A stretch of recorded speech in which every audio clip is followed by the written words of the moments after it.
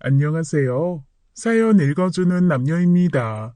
오늘도 와주셔서 감사드리며, 그럼 오늘의 사연 바로 소개해드리겠습니다. 안녕하세요. 수원에서 아이를 키우며 살고 있는 올해 40살이 된 주부입니다. 여러분은 가족 간의 잘못을 어디까지 용서하시며 사시나요? 흔히들 가족 간에는 어떤 잘못을 해도 용서할 수 있을 것 같잖아요. 그래서 법적으로도 가족 간의 도둑질은 처벌을 하지 않기도 하고요. 하지만 우리 모두 사람이기에 모든 잘못을 용서하며 살 수는 없는 것 같아요. 그래서 부부끼리는 이혼을 하기도 하고 형제끼리는 연을 끊기도 하죠. 심지어 부모와 천륜을 끊는 사람들도 있어요.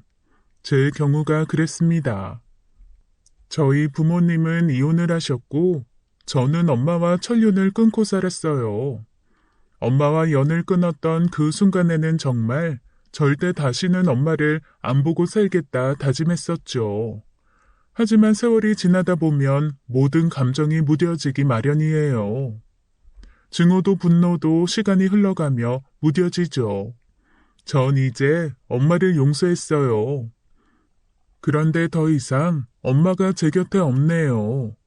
저희 엄마 아빠는 1999년에 겨울에 이혼을 하셨어요. 그땐 새천년이 다가온다고 다들 축제 분위기였고 몇몇은 종말이 다가온다고 울상이었죠. 저도 사람들 분위기에 휩쓸려 들떠 있었던 평범한 15살의 어린 소녀였어요. 엄마! 엄마! 나 배고파! 엄마 어딨어? 학원을 다녀와서 밤늦게 집에 들어갔는데 엄마가 안 보였어요. 대신 아빠가 주방 식탁에 앉아 안주도 없이 소주를 마시고 있었죠. 무슨 술이야? 아빠 술 안 마시잖아. 무슨 일 있었어? 근데 엄마는? 이제 네 엄마 없다. 무슨 소리야? 엄마가 없다니. 에이, 우리 아버지 술 취하셨나? 아빠. 아빠의 굳은 얼굴을 보는 순간 저는 느꼈어요. 무언가 크게 잘못되었다는 것을요. 마음이 다급해졌죠. 아빠, 엄마는? 어? 아빠! 아빠는 끝내 입을 열지 않았어요. 지금 생각해보면 제게 어떻게 설명을 해야 하나 고민하셨던 것 같네요. 제 나이 고작 15살이었으니 말이죠. 당장 엄마에게 연락을 했어요. 그때에도 핸드폰을 쓰는 사람들이 많았지만 삐삐도 많이들 쓰던 시절이었습니다. 엄마가 사용하는 삐삐에 수도 없이 메시지를 남겼죠. 하지만 돌아오는 답은 없었습니다. 그러다가 일주일 만에 마침내 제 삐삐로 엄마가 메시지를 남겼어요. 엄마도 이제 엄마 인생 찾기로 했어. 너한텐 너무 미안해. 아빠 말 잘 듣고 예쁘게 커. 이제 연락 못할 거야. 엄마 용서하지 마. 도저히 믿을 수도 이해할 수도 없는 말이었죠. 몇 달 뒤 알았어요. 현실이라는 것을요. 엄마는 다른 남자와 바람이 나서 저와 아빠를 버렸습니다. 엄마는 다른 남자의 아내가 되어주기 위해 아빠를 버렸고 그 집 아이들의 엄마가 되어주기 위해 저를 버렸죠. 엄마 말이 맞았어요. 저는 엄마를 절대 용서할 수 없었습니다. 딱 한 달 울었어요. 그리고 엄마 삐삐에 메시지를 남겼죠. 이제 아줌마도 나한테는 아무 의미 없는 사람이에요. 아줌마가 나한테 그런 것처럼요. 아줌마 말대로 나 아줌마 절대 용서 안 해요. 이 메시지가 엄마와의 마지막이었어요. 18년이 지나 다시 엄마가 제 앞에 나타나기 전까지는요. 28살의 지금의 남편을 만났습니다. 남편은 스킨스쿠버 강사였어요.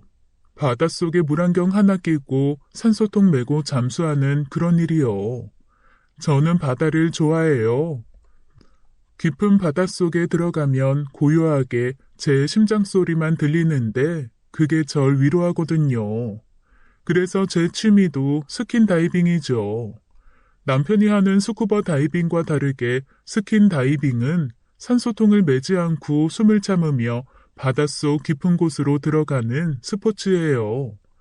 해녀를 떠올리시면 이해하기 쉬우실 겁니다.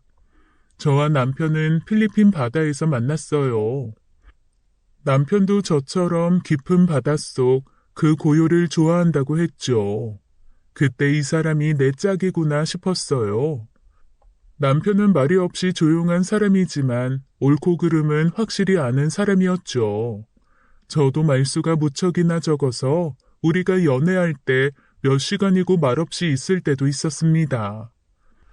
그렇게 저희는 4년간 연애를 한 끝에 결혼을 했습니다.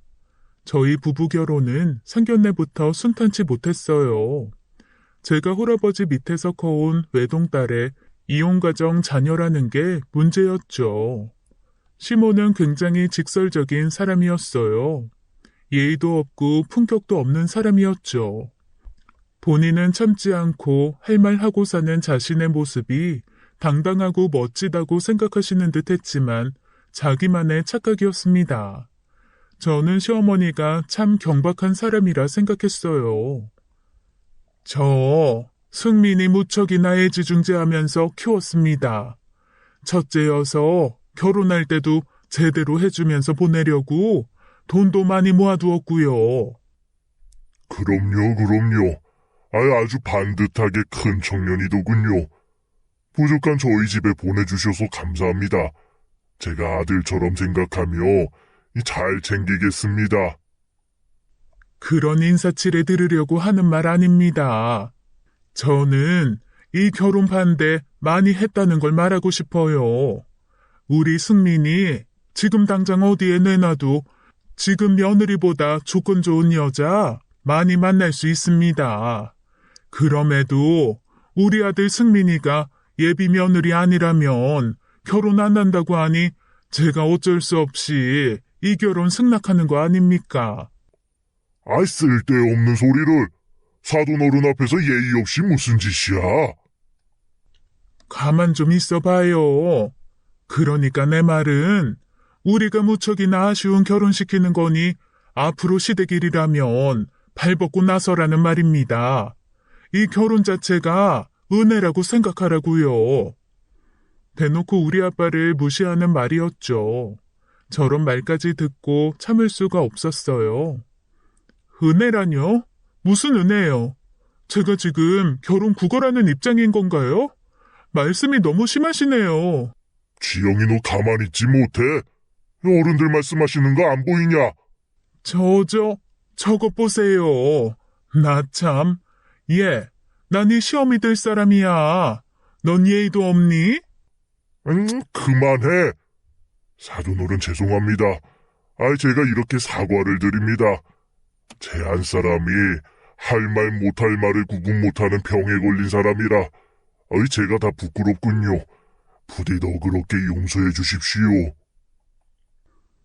친정 아빠와 시아버지의 중재로 큰 싸움으로 번지지 않은 상태로 상견례가 계속 진행되었어요. 하지만 저는 마음이 상할 대로 상한 후였죠. 심지어 시모는 그 일 이후로 저를 계속 노려보고 있었습니다. 저희 부녀를 까내릴 건덕지만 찾고 있는 하이에나 같았어요. 그러다가 알맞은 먹이를 발견했죠. 하시는 일이 건설 쪽 일을 하신다고요? 거창한 거 아닙니다. 그저 공사장에서 일용직 목수 일을 하고 있습니다. 그래도 성실하게 일하니 섭섭하지 않게 벌고 있습니다. 노가다 하신다는 말씀이세요? 아이고 참 당신은 말 좀 예쁘게 못해. 네, 맞습니다. 그 일을 앞으로 얼마나 하실 수 있겠어요? 앞으로 일하실 날이 얼마 안 남으신 것 같은데 모아둔 돈은 있으세요? 건강은요? 설마 딸한테 손 벌리실 생각은 아니시죠? 그 돈 다 우리 승민이가 벌어오는 걸 텐데. 그 말에 결국 시아버지가 큰 소리를 내고 말았죠. 그만하래도 이 사람이 지금 이 자리에서 그게 할 말이야? 시어머니는 시아버지를 무서워하더군요. 시아버지 호통 한 번에 입을 다무는 시어머니였어요. 저로서는 타이밍이 좋지 못했어요. 시아버지가 1초만 늦게 소리치셨으면 제가 먼저 시어머니에게 따지고 들었을 겁니다. 결국 상견례 자리는 어색한 분위기로 일찍 종료되고 말았어요. 아무 말 없이 자리에 앉아있던 예비 시누이와 예비 도련님도 주섬주섬 자리에서 일어서더군요. 그때 이미 제 속은 많이 상한 상태였어요. 도저히 시어머니를 그냥 보낼 수 없었습니다. 지금까지 친정아빠가 식탁 밑에서 제 손을 잡고 계속 참으라는 신호를 보냈거든요. 그래서 간신히 참고 있긴 했었어요. 하지만 이대로 시어머니를 보내기는 싫었습니다. 사과하세요. 뭐? 나 말이냐? 네, 저희 아버지 무시하신 발언 지금 사과해 주세요. 하하, 나 참. 세상 오래 살고 볼 일이네. 사과? 예, 너 정신 나갔니? 어디 감히 사과를 우누네? 머리 바짝 숙이고 결혼 허락 구해도 해줄까 말까인데. 사과? 너 길에서 나 만났으면 벌써 머리채 잡혔어. 제 머리채를 잡던 후려치던 상관없는데 우리 아빠한테 사과는 하시라고요. 지영아, 그만하지 못해. 아이고, 지영씨 진정해요. 내 대신 사과하리다. 좋은 날 기분 풀어요. 분에 못 이긴 시어머니는 진짜로 제 머리채를 잡으려고 했고 그런 시어머니를 남편과 도련님이 간신히 말렸죠. 너, 내가 이 결혼 절대 못 시켜. 너 길에서 나 마주치지 마. 시어머니는 제게 소리를 질렀고 결국 시아버지 손에 끌려가다시피 차를 타고 상견례장을 떠났습니다. 결혼 준비 시작도 전에 아주 제대로 망해버린 거죠. 미안해, 지영아. 내가 다시 연락할게. 남편은 저를 토닥여주고는 사태를 수습하기 위해 자기 집으로 갔어요. 저도 아빠와 집으로 돌아갔죠. 넌 위아래도 없어. 아무리 화가 나도 그렇지. 어디 시어머니 될 분한테 큰 소리야. 내가 그렇게 가르쳤냐? 내일 당장 찾아가서 무릎 꿇고 사과드려. 싫어. 결혼 안 하면 그만이야. 결혼이 인생의 전부야? 왜 내가 아빠 무시하는 사람한테 사과를 해? 그렇게까지 해서 결혼해야 돼? 나 절대 그렇게 못해. 저도 한 고집하는 사람입니다. 이땐 진짜 내 인생에 결혼은 없겠구나 싶었어요. 예비 남편에게도 연락이 없었거든요. 그런데 다음 날 진짜 놀랄 일이 벌어졌습니다. 오늘 부모님께서 찾아가실 거야. 찾아가시다니? 어딜? 우리 집? 왜? 사과하시러. 진짜 놀랍더라고요. 남편이 전화를 끊고 딱 1시간 뒤 초인종이 울리는데 제 머리채를 잡으러 온다는 소리보다 더 무서웠죠. 정말 예비 시어머니와 시아버지가 저희 집에 찾아오셨어요. 미안합니다, 사돈. 제가 그런 말 하려던 게 아니었는데 제가 성격이 급해서 그런지 꼭 제 속마음과 다른 게 말이 나갈 때가 있어요. 아이고, 아무렴요. 저도 그렇습니다. 제가 먼저 찾아뵙고 제 여식의 무례를 사과드렸어야 했는데 이거 죄송합니다. 지영이는 어서 와서 시어머니 되실 분에게 사과드리지 못해. 네? 제가요? 순간 친정아빠가 저를 바라보며 인상을 찌푸리셨죠. 잔말 말고 빨리 달려와서 시어머니에게 사과를 하라고 얼굴로 강요를 하셨어요. 물론 시어머니께서도 쉽지 않은 선택이셨을 거예요. 아랫사람인 제게 먼저 찾아와 주신 거니까요. 이럴 때는 저도 한 발 뒤로 물러나야죠. 어머님, 죄송합니다. 저도 너무 예의 없게 굴었어요. 용서해 주세요. 그래. 내가 승민이와 결혼은 허락할게. 앞으로 내 며느리 될 사람이니 내 딸이라고 생각하고 잘해줄 테니 걱정 말아요. 설마 어제 일을 계속 마음에 품고 갈 정도로 좁은 성격은 아니지? 전 그런 성격은 아니었어요. 다만 문제라면 시어머니가 그런 성격의 소유자였다는 게 문제였습니다. 말은 저렇게 했어도 시어머니는 속으로 이를 갈았나 보더라고요. 결혼 이후 저를 죽어라 괴롭히려고 하셨으니까요. 하지만 다행인 점은 남편이 그 중간에 떡하니 버티고 서서 시어머니의 공격을 차단해 주었다는 겁니다. 마치 바다의 왕 포세이돈처럼 제 앞에 서 있는데 조그만 해파리 같은 시모가 저를 찌르진 못했죠. 그렇게 소동을 겪고 나서 결혼을 준비했어요. 그런데 앞으로 찾아올 문제는 지금 것과는 비교도 안 되는 문제였습니다. 정말 상상도 못할 곳에서 문제가 터졌죠. 남편과 예약할 식장을 돌아다니며 음식 시식을 하고 있을 때 전화가 울렸어요. 여보세요? 여보세요? 제가 말을 했지만 전화 건 사람은 한동안 말이 없었습니다. 처음에는 잘못 걸려온 전화거나 장난 전화인 줄 알고 끊었죠. 그런데 잠시 후 두 번째 전화가 왔어요. 지영아, 누구세요? 많이 컸네. 목소리도 못 알아들을 뻔했어. 네? 누구신, 엄마? 그래, 엄마야. 누가 이런 상황에서 엄마 목소리를 들으면 눈물부터 난다고 했나요? 영화나 드라마는 다 비현실, 거짓말이었어요. 눈물은커녕 안구에 습기도 안 찼죠. 그 어느 때보다 제 마음은 차가워졌습니다. 냉정한 목소리로 말했어요. 그런데요? 무슨 볼일이죠? 아직도 엄마한테 화나 있는 거지? 엄마가... 누가 엄마야? 나한테 엄마가 어딨어? 아직도 화가 나 있냐고? 그게 당신이 버린 딸한테 18년 만에 할 말이야? 양심이란 게 있다면 일단 전화 못하죠. 안 그래요? 미안해. 결혼한다는 이야기 들었어. 아, 그건 또 어떻게 알았대?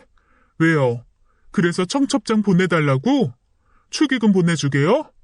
나 그 돈 안 받을 테니까 다시는 연락하지 마요. 그대로 전화를 끊어버렸어요. 큰소리 친 거와는 다르게 제 손은 덜덜 떨리고 있었고 쉽게 진정이 안 되더군요. 잠시 화장실에 갔다 나온 예비 신랑이 제 모습을 보더니 걱정을 하기 시작했어요.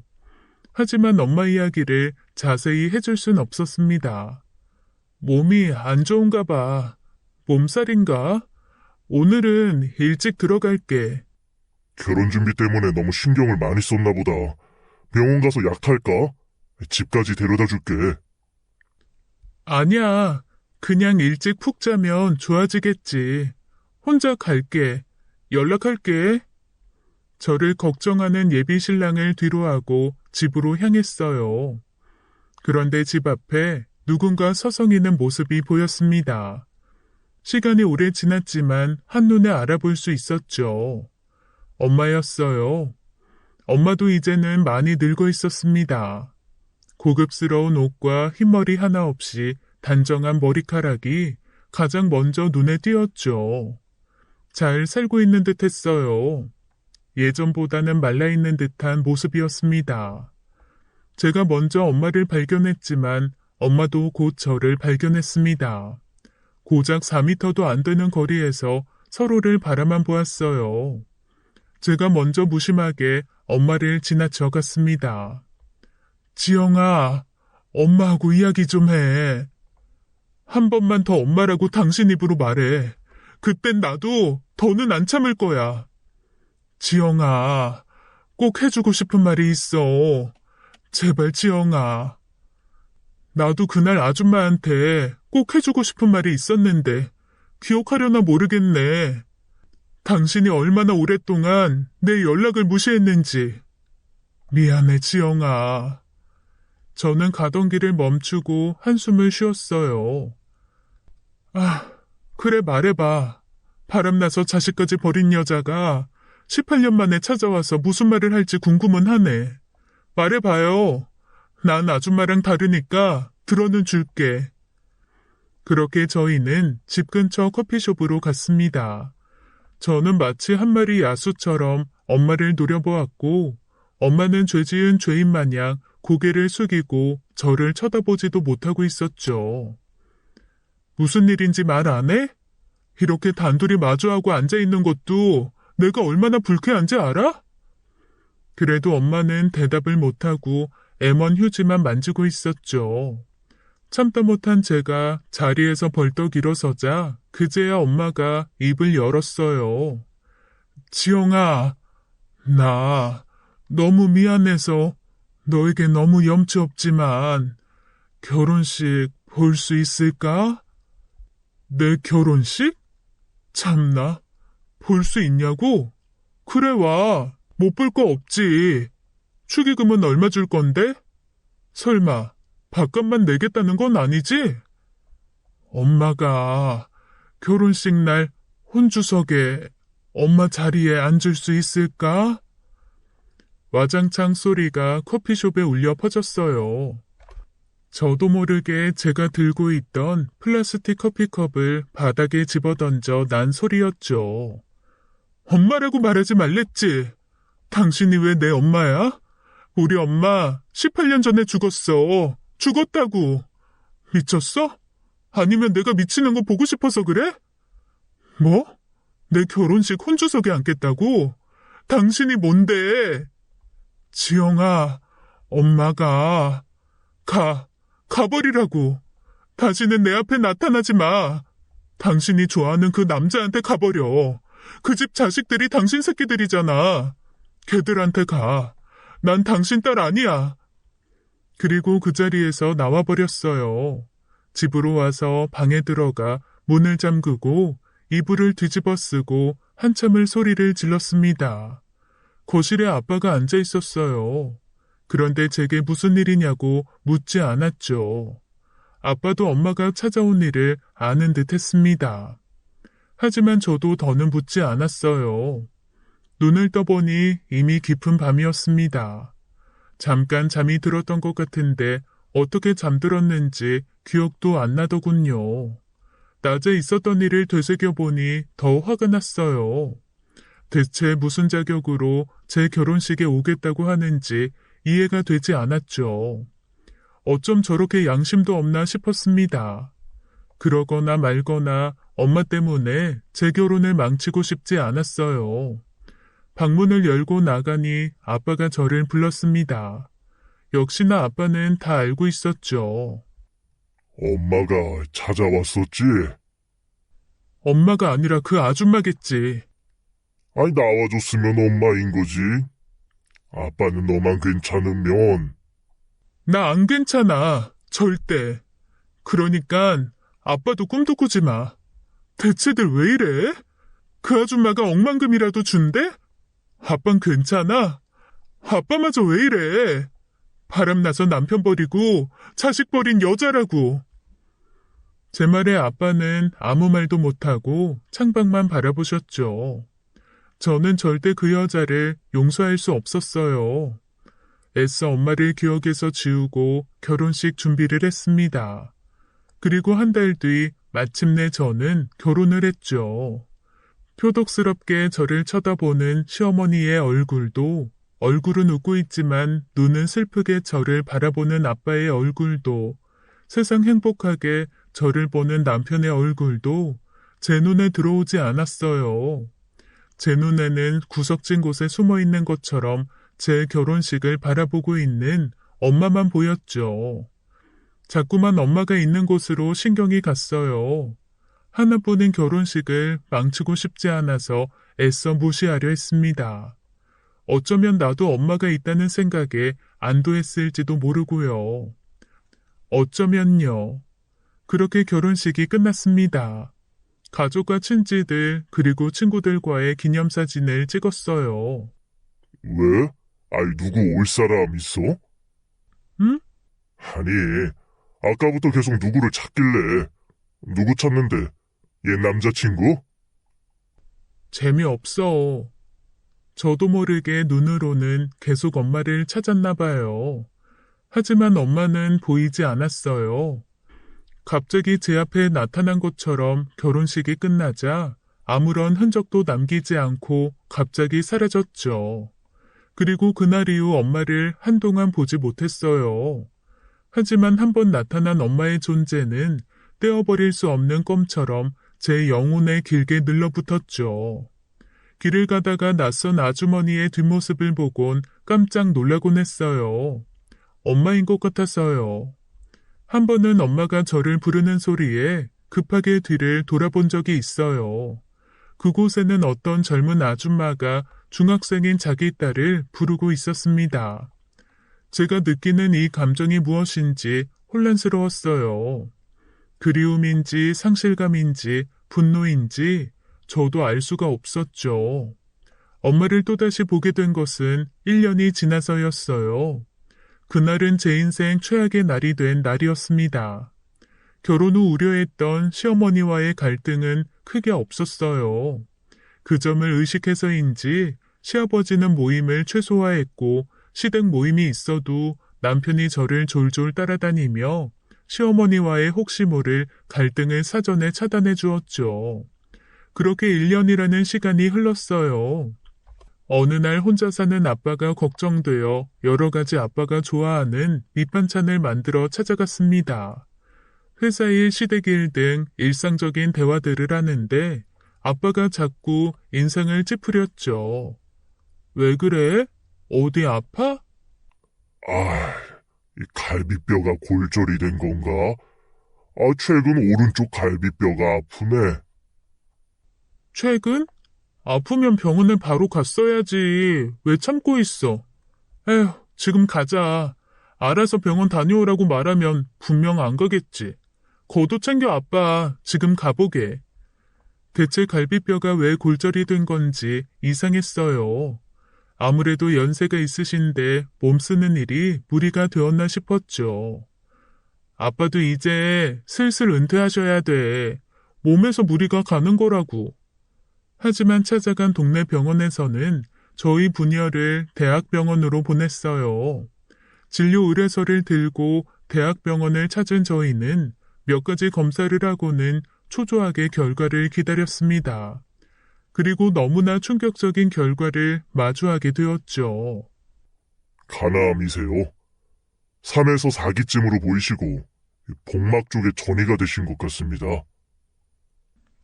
하늘이 무너진다는 기분이 이런 거였어요. 믿을 수가 없었죠. 그냥 옆구리가 조금 아픈 것뿐이었는데 암이라니요. 다른 불편한 거나 아픈 게 없었는데. 드릴 말씀이 없네요. 일단 항암은 당장 시작하셔야 합니다. 진행이 무척 빠르신 것 같아요. 제게서 아빠 소식을 전해들은 남편은 단숨에 병원으로 달려왔죠.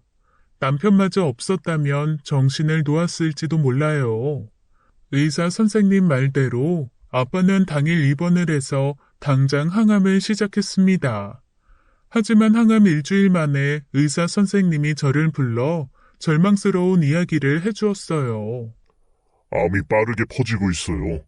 복막에 전이가 돼서 다른 장기로 이미 전이가 된 것으로 보입니다. 간암이 원암이 아닌 것 같아요. 무슨 말씀이시죠? 암이 간에서 시작된 게 아니라고요? 그럼 항암제를 바꿔야 할까요? 임상시험 중인 좋은 약이라도 사용하면... 더 이상 치료가 무의미하세요. 오피스트 병동으로 이동하셔서 마지막을 편하게 준비해 주시는 게 좋을 것 같습니다. 선생님, 포기하시면 안 돼요. 제 간절함에도 의사는 아버지의 여명이 한 달이라고 말해주었어요. 다른 병원 전원하시면서 그 한 달 허투루 허비하지 마세요. 그저 아버님 곁에 지켜주세요. 아버지는 의사의 말대로 남은 한 달을 자신이 떠난 뒤를 준비하셨어요. 하던 일을 정리하셨고 지인들에게 소식을 전했죠. 그리고 의사의 말대로 아버지는 딱 한 달 만에 영면하셨습니다. 장례를 치르고 아버지가 혼자 살던 집을 정리했어요. 아버지 옷장을 열어보는데 눈물이 났죠. 아마 종교인들도 이렇게 짐이 적지는 않았을 겁니다. 아버지는 자신을 위해 무엇을 산 것이 없는 것처럼 정리할 짐이 없었어요. 대신 제게 적지 않은 금액의 유산을 남겨주셨습니다. 평생을 아껴가며 살며 덜 먹고 안 입으며 제게 남겨주고 가신 거였죠. 집에는 아버지가 정리해 두신 것으로 생각되는 유산 목록이 있었습니다. 그리고 그 위에 제게 남긴 짧은 편지도 있었어요. 이 돈으로 하고 싶은 거 다 하고 살아.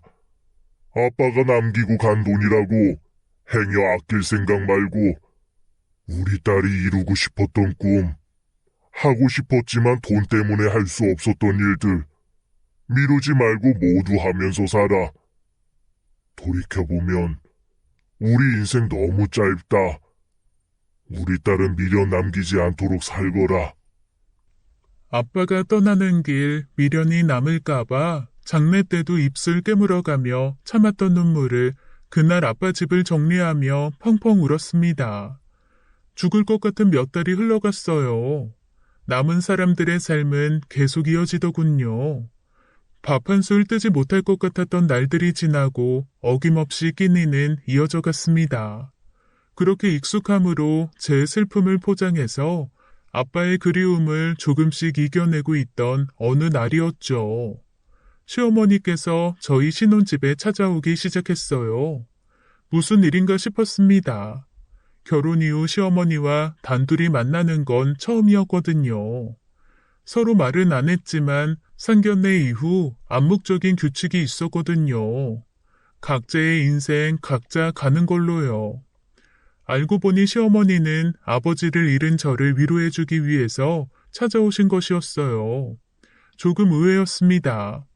본인 외에 타인을 이렇게 섬세하게 챙겨주실 줄은 몰랐거든요. 솔직히 조금 감동했어요. 시어머니뿐이 아니었어요. 결혼 이후 개인적인 연락 한 번 없던 시누이도 찾아왔죠. 제 기분 전환을 시켜준다면서요. 하루 이틀 점점 찾아오는 날들이 많아졌습니다. 처음에는 고마웠는데 시간이 지나며 저는 이런 호의가 불편하기만 했습니다. 다른 이유가 아니었어요. 시어머니와 시누이에게서 풍기는 불순한 의도 때문이었죠. 언제부터인가 돌려서 제게 묻기 시작하더군요. 제가 아빠에게 받은 유산에 대해서요. 왜 그런 거 있잖아요. 살짝 돌려 말하면서 의도를 숨기는 듯 간접적으로 물어보는 거요. 그나저나 신혼집 전세금도 많이 올랐다지? 네, 요즘 이 동네 전세 시세가 많이 오르더라고요. 이럴 줄 알았으면 대출을 내서라도 집을 매매해서 들어올 걸 그랬나 봐요. 버는 것보다 전세값 오르는 게 더 빠르면 대체 어쩌자는 건지 모르겠구나. 그런데 전세값 아무리 올라도 우리 지영이는 하나도 안 힘들지 않니? 저요? 왜요?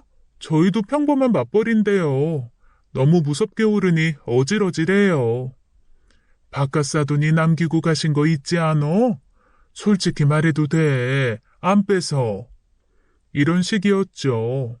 한두 번이야 저도 돌려서 대답을 했지만 매번 이런 식이니 불편하기만 했어요. 슬슬 불편하네. 뭐가 불편해? 아니, 어머님 말이야. 나 위로해주고 싶다고 찾아주시는 건 감사한데 오실 때마다 뭔가 취조를 받는 기분이랄까?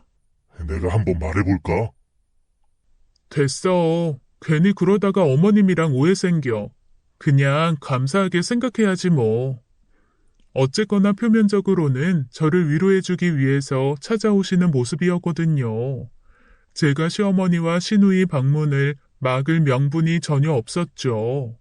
그러던 어느 날이었어요.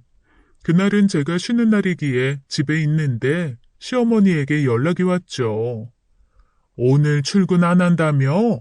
집이니? 네, 비번이어서요. 집 앞 찻집인데 내가 기니 할 말이 있구나. 잠깐만 시간 좀 내다오. 시어머니께서 말씀하신 집 앞 카페에 가보니 시어머니 혼자가 아니었어요. 시누이도 함께 있었죠. 어머, 같이 오셨네요. 기니 할 말이라니. 무슨 일이세요, 어머님? 무슨 말이었더라? 내 정신 좀 봐라. 하하, 기억이 안 나네. 늙으니 별게 다 불편하구나. 그게 뭐가 중요해? 새언니, 우리 오늘 쇼핑 가요. 새언니 옷이 너무 낡았다. 제가 용돈 모은 걸로 새언니 옷 좀 사줄게요.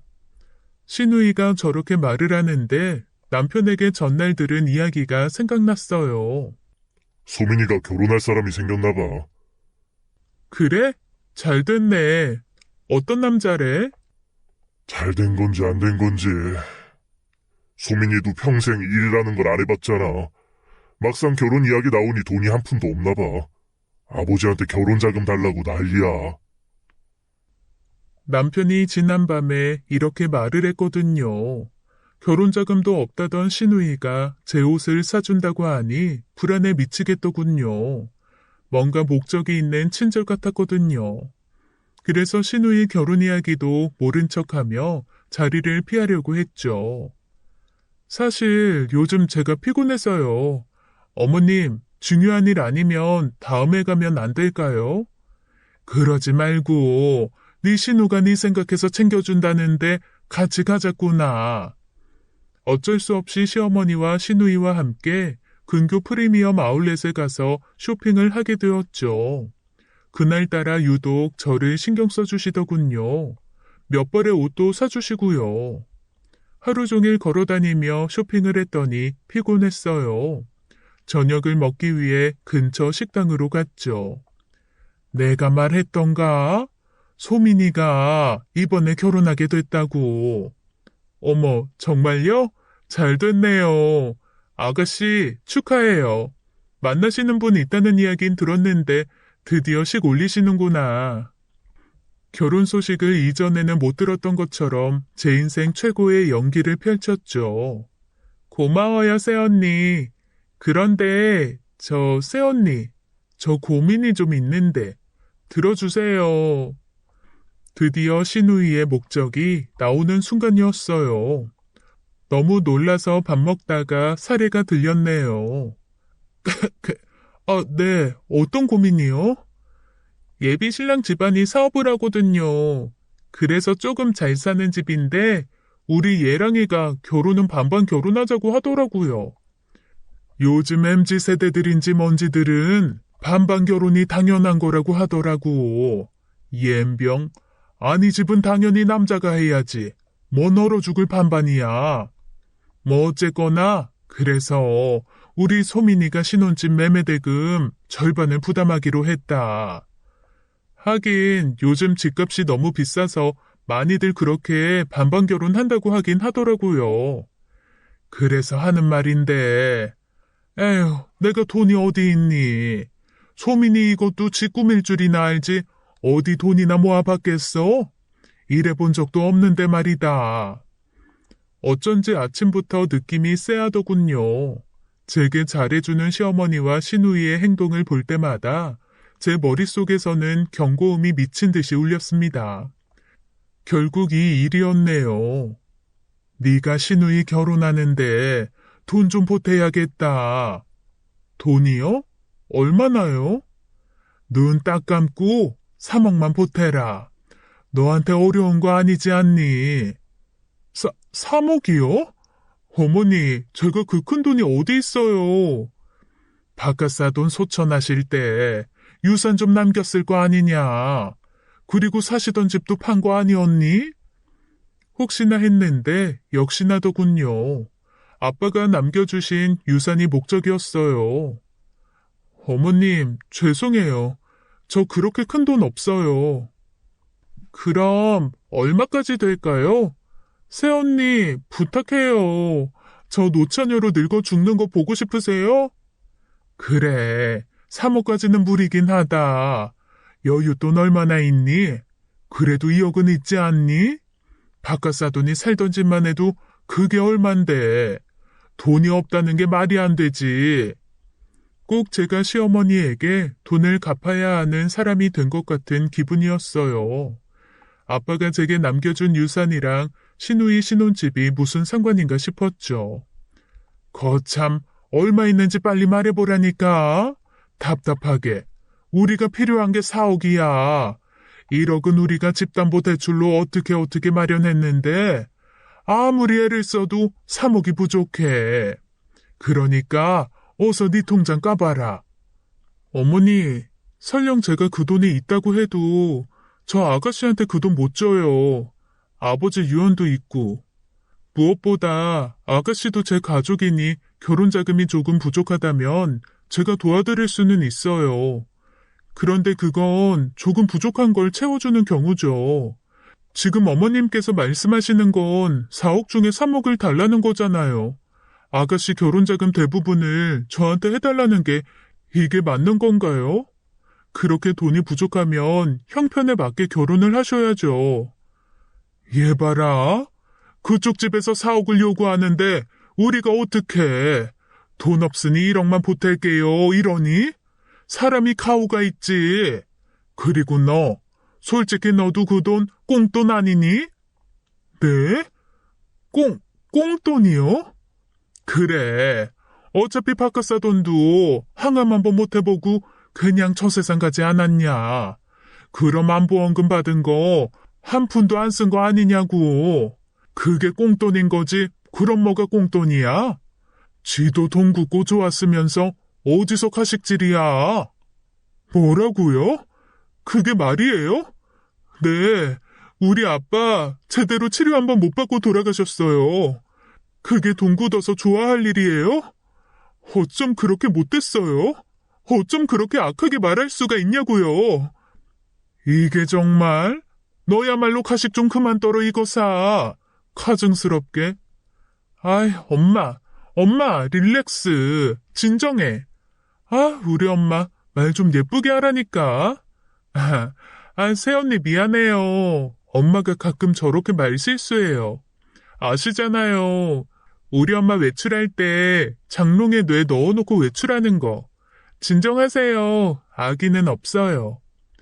뇌는 장롱에 넣어두고, 개념은 음식물 쓰레기통에 넣어두고, 인심은 변기에 넣고 물 내렸어요?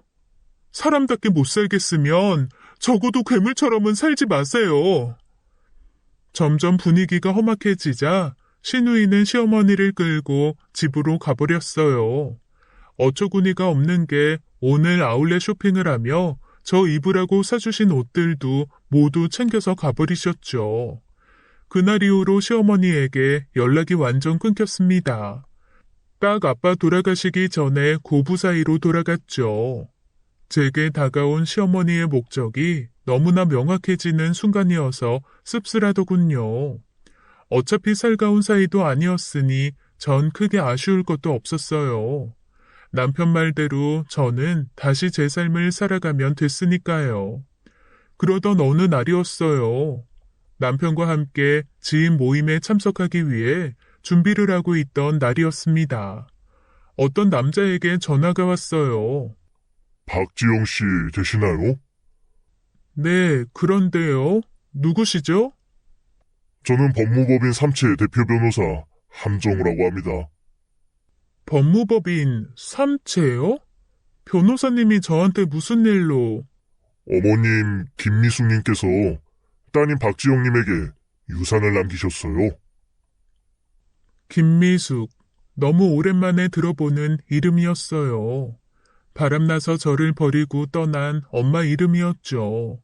새로운 남편과 자식들 생겼다고 저를 버린 엄마가 제게 유산을 남겼다니 이해가 안 되었습니다. 무엇보다 그딴 돈 받을 생각도 없었죠. 김미숙 씨가 저한테 유산을요? 뭔가 착오가 있는 것 같네요. 전 김미숙이 누군지 몰라요. 제가 엄마의 유산을 받는 것을 거부하자 자신을 함정우라고 밝힌 변호사님은 저희 집까지 찾아오셔서 저를 설득하셨습니다. 의뢰인인 엄마가 제게 꼭 유산을 상속하길 원한다고 했죠. 지금 의뢰인인 김미숙 씨가 사망하셨어요? 그런 건 아닙니다. 돌아가신 것도 아니라면 그럼 대체 저한테 지금 당장 유산을 상속하려고 하시는 이유가 뭔데요? 그 이유까지는 저희가 알 수는 없습니다. 다만 의뢰인께서 박지영 씨에게 필히 유산 상속을 하시길 원하셔서. 좋아요. 그럼 이렇게 할게요. 그 유산 받을게요. 단 저도 조건이 있어요.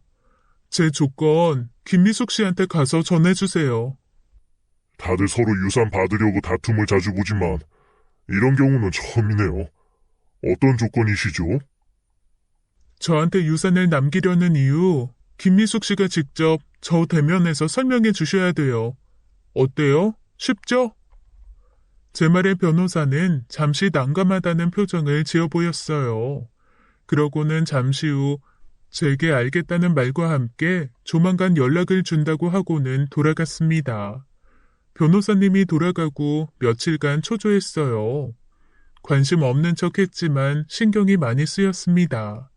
일이 손에 안 잡힐 정도로요. 유산으로 받을 돈 때문이 아니었어요. 그 돈을 제게 남기려는 이유가 궁금해서였죠. 그리고 2주 정도가 지나고 마침내 변호사님에게 연락이 왔습니다. 의뢰자분께서 박지영 씨 만나는 걸 많이 망설여 하셨어요. 그래서 연락이 늦었습니다. 우여곡절 끝에 저는 엄마를 만날 수 있었죠. 남편과 함께 변호사가 알려주는 곳으로 엄마를 만나러 갔습니다. 서울에 있는 대학 병원이었어요. 사실 어느 정도 예상을 하고 있었습니다. 변호사를 통해 유산을 정리하고 있다는 것은 삶이 얼마 남지 않았다는 것을 의미하잖아요. 하지만 막상 제 눈으로 그 사실을 확인하니 마음이 착잡했습니다. 엄마를 만나러 간 곳은 암 전문 병동이었죠. 그곳에서 미라처럼 바짝 말라있는 엄마를 볼 수 있었습니다.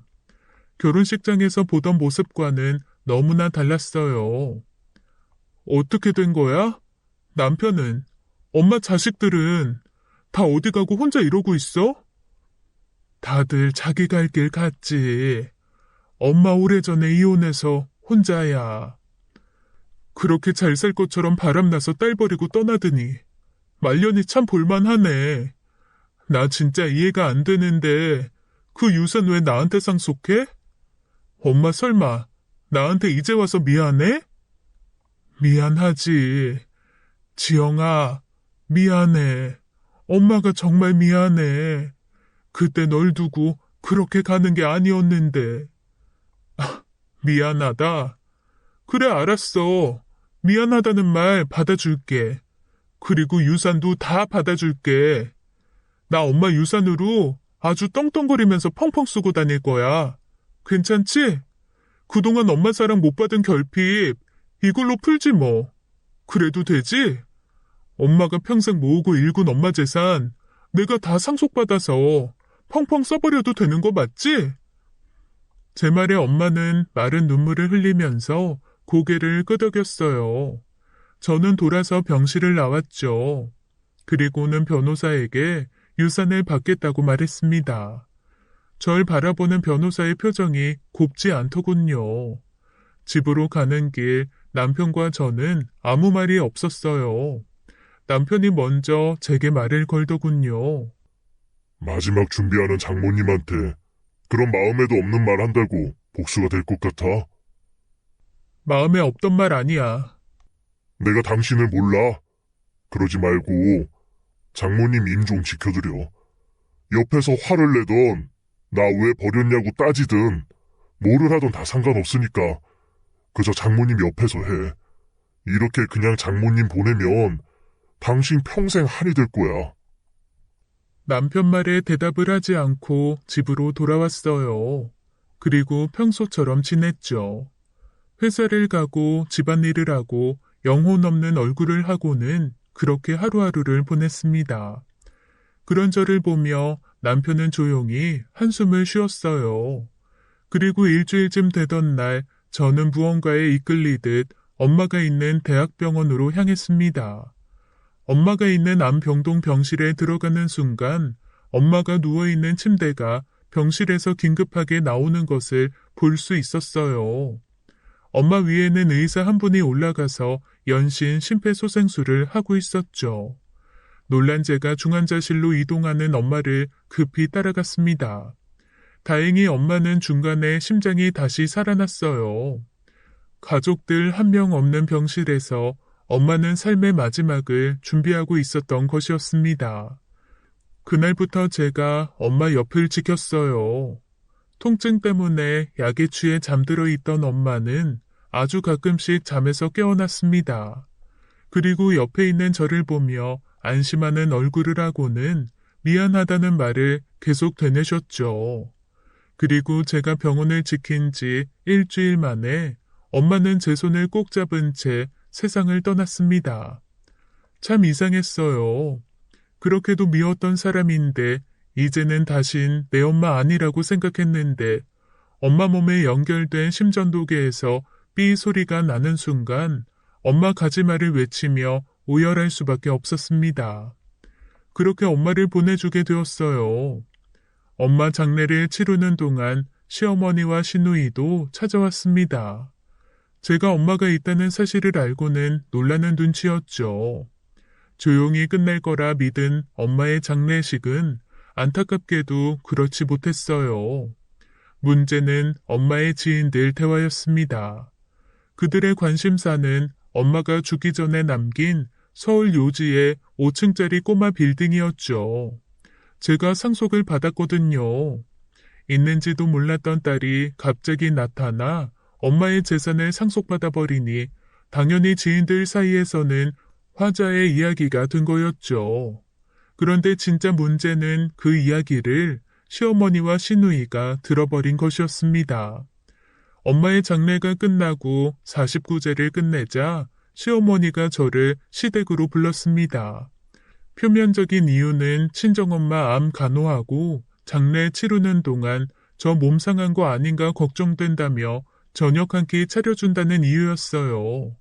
사실 다른 음흉한 속내가 있으면서 말입니다. 아마 지금까지 시어머니 입장에서는 초인적인 인내를 발휘해서 49제까지는 참은 거였겠죠. 장례 끝나자마자 저를 찾아오면 너무 눈치 보일 테니까요. 그 속이 훤히 보이니 더 열받더라고요. 어머니 잘 보내드렸니?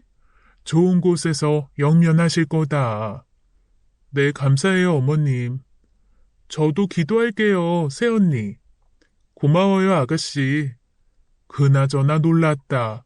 그렇게 부자 엄마가 있는 줄도 몰랐어. 제가 어렸을 때 이혼하셨었어요. 부자였던 건 저도 지금까지 몰랐네요. 남편이 잠시 화장실을 가자 그 순간 참지 못하고 있던 시동생이 먼저 입을 열었죠. 시어머니조차 속내가 보일까 눈치가 보여서 말을 못하고 있었는데 말입니다. 형수님, 그나저나 이번에 5층 건물 받으셨다면서요? 위치가 좋다는 이야기 있던데 너무 부러워요. 저 사실 헬스장 하나 하려고 알아보는 중인데 요즘 상가 월세가 진짜 어마무시해서요.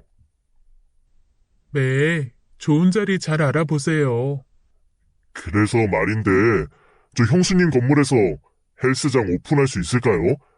제가 일단 오픈하고 자리 좀 잡히면 그때부터 꼭 월세 잘 챙겨드릴게요. 부탁 좀 드려요, 형수님.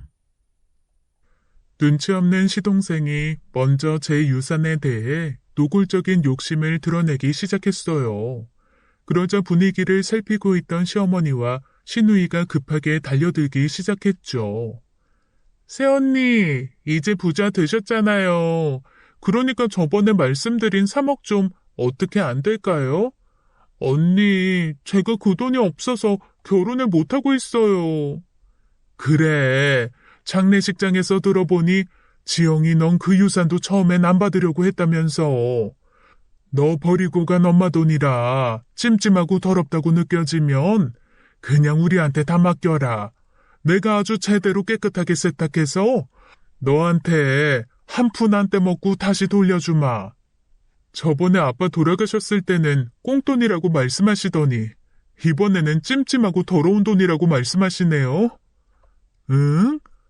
얘는 참 나하고 그렇게 오래 알고 지냈는데 네 시엄마 스타일 모르니? 말 실수한 거야. 내가 워낙 입이 걸잖니. 허허. 미안하다 얘. 아무튼 이제 진짜 여유가 넘치지 않니? 그러니까 가족을 위해서 좀 돈 좀 쓸 때 아니겠니? 죄송하지만 도와드릴 수가 없어요. 저 건물이랑 그리고 받은 돈 모두 기부할 거거든요. 뭐? 기부? 아니 왜 그 큰 돈을 생판 모르는 남한테 준다는 거야? 얘, 너 혹시 머리 다쳤니? 얘가 왜 이래? 진짜 새언니 너무하세요. 지금 거짓말이죠? 우리 도와주기 싫으니까 기부한다고 거짓말하는 거죠. 거짓말한 거니? 아니요, 진짜예요. 모두 고아원에 기부할 거예요. 이 미친 것이? 그때 화장실에 갔다가 돌아온 남편이 소리를 쳤어요. 미쳤다니. 엄마는 그게 며느리한테 할 소리야? 아들, 내가 괜히 그러니? 세상에, 네 아내가 지 엄마한테 받은 유산 다 기부한다고 한단다. 이게 미친 거지 다른 게 미친 거니? 좋은 일 한다는 건데 그게 무슨 미친 짓이야. 그리고 장모님도 돌아가시기 전에 말씀하셨어. 그 돈이랑 건물 지영이가 하고 싶은 거에 다 써도 된다고. 아이고, 미친다 내가 미쳐. 아니, 지 가족들은 죽어가고 있는데 찔러도 피 한 방울 안 나올 것처럼 굴더니 뭐? 기부? 너야말로 이게 사람이 할 짓이니? 가족 죽이는 기부라니? 그만 좀 하세요. 다들 왜 이러세요? 도와드릴만 하면 제가 도와드렸죠. 그런데 아니잖아요. 아가씨는 34살 먹을 때까지 알바 한 번 안 해보셨죠? 아무 노력도 안 하면서 지금 남들이 결혼자금 수억을 다 해주기를 기다리고 있잖아요. 다른 사람도 아니고 본인 결혼이면서요. 도련님은 또 어떻고요? 도련님도 지금 32살이에요. 헬스장이요. 본인도 운동 한 번 안 해봐서 지금 이티 몸매로 살면서 무슨 헬스장이요? 도련님도 대학 졸업하고 지금까지 뭐 하셨어요? 백수로 살고 있으시죠? 취업 같은 거 왜 안 하세요? 이런 분들을 제가 왜 도와드려야 하는데요? 제가 그렇게 말해도 다들 비난을 멈추지 않았습니다. 마치 제가 이 사람들에게 큰 돈을 꾸고는 안 갚고 있는 상황처럼 느껴질 정도였죠. 그때 남편이 다과상을 엎어버렸어요. 다들 그만해요. 다들 제게 돈 달라 애원하다, 비난하다, 시끌시끌하던 시댁이 순식간에 쥐죽은 듯 얼어붙었습니다. 지영이가 유산 받았다니까 다들 무슨 로또라도 된 듯 기쁜 거야? 인생 역전돼서 이제 돈이나 펑펑 쓰다 가야겠다. 뭐 그런 생각하는 거야? 대체 왜 한 사람도 부모 잃은 지영이를 진심으로 위로해주는 사람이 없는 건데 어쩜 내 가족이지만 사람들이 이렇게까지 악할 수가 있는 거야? 정말 너무나 실망했다. 나 이제 엄마랑 너희들 안 볼란다. 그냥 남처럼 살 거니까 니들도 엄마도 지영이 좀 그만 괴롭혀요. 지영아 일어서 가자. 그렇게 말한 남편은 제 손을 잡고 뒤도 안 돌아보고 시댁을 나와버렸습니다. 그리고 시어머니 전화와 동생들 전화를 차단해버리고는 지금까지 만나고 있지 않죠. 단지 이 일을 후에 알고 극대노를 한 시아버지하고만 연락을 하며 지내고 있습니다. 당시 시아버지께서는 친구들과 모임이 있어서 그 자리에 없으셨거든요. 참 엄청난 한 해였습니다. 이 모든 사건이 한 해에 다 일어났었어요. 정말 폭풍 같은 시간이었죠. 이후 저는 정말로 엄마가 남겨주신 유산을 정리해서 보육원에 모두 기부를 했어요. 오래 고민하고 한 일이었습니다. 저는 중2 때 엄마가 저를 버렸지만 적어도 저를 아껴주는 아빠는 있었잖아요. 어린 나이에 부모 모두에게 버림받은 아이들의 마음은 상상도 못하겠더군요. 그래서 그 이후 기부도 하고 시간이 날 때마다 남편과 봉사도 다니고 있습니다. 이렇게 산 지 벌써 6년이나 흘렀네요. 그 사이 저는 아이를 낳아 엄마가 되었습니다. 제 아이를 낳으니 엄마가 제 결혼식 때 찾아온 이유를 알 것도 같더군요. 남편은 최근 시어머니와 다시 왕래를 시작했어요. 시어머니께서 작년에 저희 부부를 찾아와서는 진심으로 사과를 하셨거든요. 그리고 남에게 상처가 되는 막말을 내뱉는 버릇도 고쳐보겠다고 다짐을 하셨습니다. 시누이는 그 예비 신랑과 결혼을 하지 못했어요. 알고 보니 그 남자도 부자가 아니라 개털이었더군요. 자기도 돈이 없으니 그렇게 시누이에게 돈을 요구한 거였어요. 시누이는 이후 다른 남자와 결혼해서는 지지고 볶고 잘 살고 있습니다. 시동생은 제 남편에게 몇 번 크게 혼나고 나더니 현재는 시외삼촌 가게에서 배달 일을 하고 있습니다. 시외삼촌이 자식이 없으셔서 일을 잘 배우면 시동생에게 가게를 물려주지 않으실까 해요. 저는 때가 되면 아빠와 엄마가 있는 납골당에 자주 가곤 합니다. 엄마가 남겨준 유산 내가 다 기부해버려서 혹시 화난 건 아니지? 화가 나도 그냥 참고 넘어가셔. 나도 엄마한테 화 많이 났었으니까. 폭풍우가 지나가고 햇살이 비추듯 저희 가족 이제는 평화롭게 살고 있습니다. 지금까지 사연 읽어주는 남녀였습니다. 끝까지 시청해주신 여러분 감사드리며 저희는 다음 사연으로 돌아올게요. 감사합니다.